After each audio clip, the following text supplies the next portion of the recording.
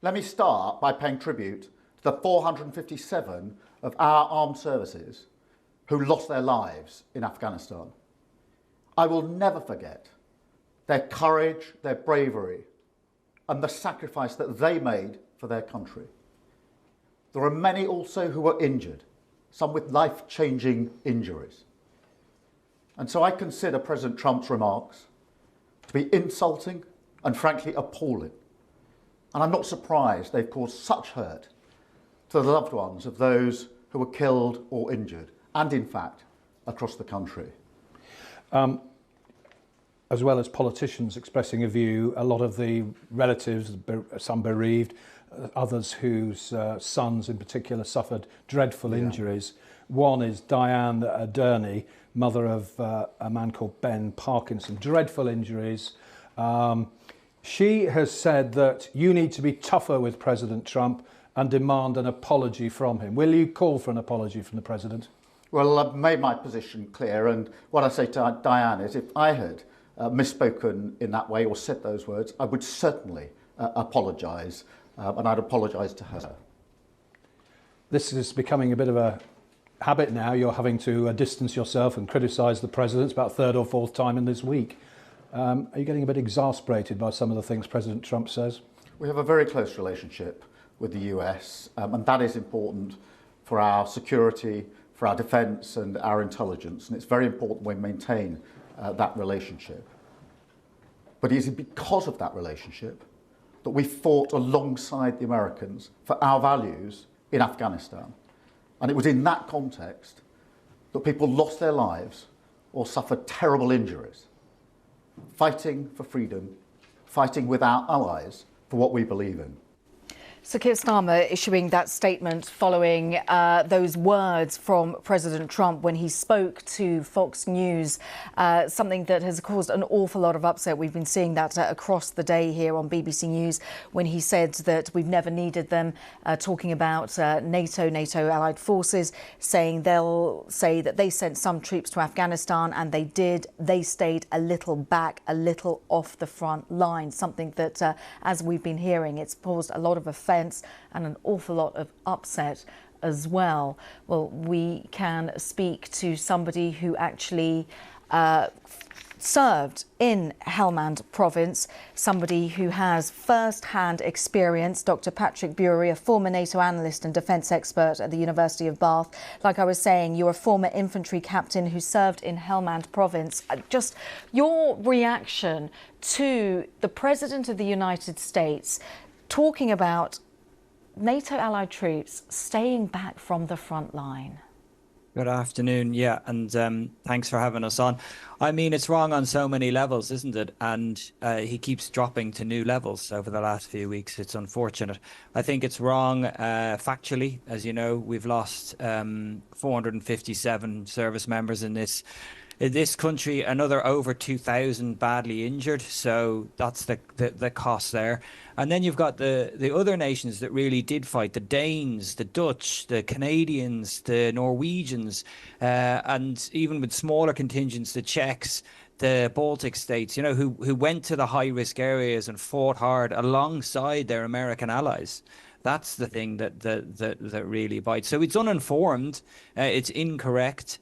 And it is insulting because, you know, at the basis of this, I had the honor and the privilege to lead US Marine Corps soldiers in Sangin as well as British. And we fought together as brothers. We were integrated platoons. We casevaced our wounded and our dead together often. And the level, and so there's that brotherhood. You know, you've been in combat in that brotherhood, and that's important. And for a man who, frankly, deferred the draft 5 times for bone spurs, you know, in Vietnam, to come round and then question that kind of brotherhood, that's deeply insulting. And when you talk about that kind of brotherhood, what do you think your American brothers who you fought alongside, what must they be thinking about their commander-in-chief? Well, I don't know. I can't speak for them. But what I can say is that certainly those kind of sentiments were not made at all to those of us on the front line fighting together. I do think about the people currently serving in the US military stationed all through Europe, who some of which will be pretty embarrassed about this, I would have thought, and a little ashamed. I mean, there is another point that happened in Afghanistan, and it does need to be noted that some of the NATO states went to lower risk areas and put their own national caveats on it. And that is the truth. That did happen. Some states didn't fight as hard as other states because of their national politics and their appetite for risk.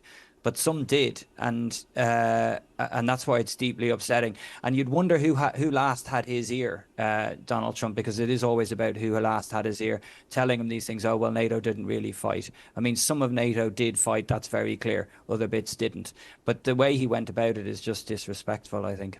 You talk about how he's uninformed when it comes to the figures. Of course, we do know that the highest number of casualties were from US soldiers, 2,461, 547 when it comes to the UK, 43 for Denmark. But when you look at the figures, when you look at the losses relative to the size of the population of each country, then, like you say, yes, the United States at the lead, but Denmark suffering incredibly high losses in relation to their population figures, the UK as well. I just wonder your reflections, given your first-hand experience, that we're talking about body counts in order to talk about what was done in Afghanistan and who has more clout. It must be so demoralizing for you.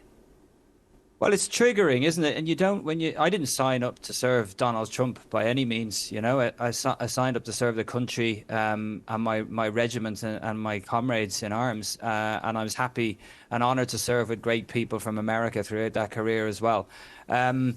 So, and if with my kind of analyst academic head on, you start talking about those numbers that you have up on your website about population. You know, it's not about the size of the population; it's about the size of the military. Yeah, first of all, which is much smaller in some of these countries. And then it's the size of that military that deployed to the front lines. So, for example, my platoon, my company, we took 10% casualties. You know, it was, in fact, 25% casualties. It's like the Normandy breakouts. The US Marine Corps, who served with us, took terrible casualties. That wasn't the worst. The guys who came after us in 3 rifles, way worse. So, and the same with the Marines, so we shared that risk together. So yeah, I just don't think it's presidential, is it? And that's what causes so much fury. But I think expecting Donald Trump to be presidential is probably, a bit of an ask in this regard. Presidential is about shared embodying and an understanding. If you look at the shared sacrifices of all our countries, whether they're big or small, and that basically, as I said, understanding that brotherhood.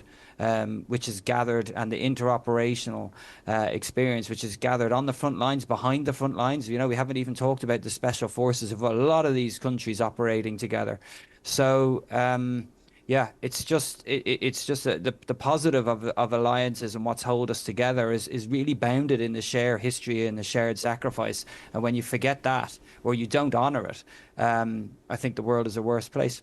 So on that point, because of course you're a former NATO analyst, a defence expert at the University of Bath, when you've got the president being so dismissive of the facts, so dismissive of the shared history that you're speaking about, what future is there for NATO if he doesn't even acknowledge what happened on the ground? Well, we'll see. I mean, we don't want to transpose sort of flippant comments to Fox News out to the implications for NATO. What I can say is the difference is that the Americans, when I worked in NATO, knew that they were the most powerful nation, and they knew that ultimately the decision rested with them about what NATO did, and they knew that they funded it the most. They also knew there was bad imbalances about how that funded would have quietly tried to get, to get those addressed. And it was right that Europe has stepped up, and we all can see that now, and is stepping up. But they wore it well. That was it. They were the most powerful nation in the world, but they wore it well, and they were diplomatic about how things went. And I remember, seeing how they worked, like at the interpersonal level, and being like, I had a lot of respect for how they wore that power. I think we've clearly moved into a different situation with that. I would still say about the future of NATO, though, the US needs a lot of the bases. This is not like Venezuela where they can just kind of do what they want. It needs a lot of the bases. It needs the sensors and the listening stations. Look at the seizure of the Russian tanker off Scotland just last week and the way that went through different bases in the UK. So there'd be much more costs and risk involved if the US was to decide it didn't want to be a part of NATO anymore. And the corollary of that would then be the people leaving the bases, wouldn't it? Dr. Patrick Bury, former NATO analyst, defence expert at Bath University, and also thank you for sharing your experience of having served in Afghanistan. Thank you.